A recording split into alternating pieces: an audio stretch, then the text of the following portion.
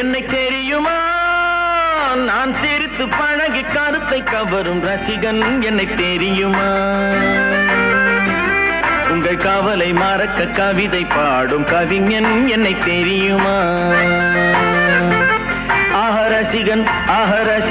நல்ல ரசிகன் நல்ல ரசிகன் உங்கள் ரசிகன் உங்கள் ரசிகன்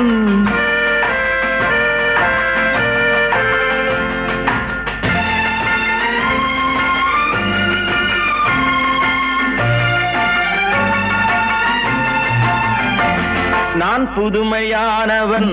உலகை புரிந்து கொண்டவன் நல்ல அழகை தெரிந்து மனதை கொடுத்து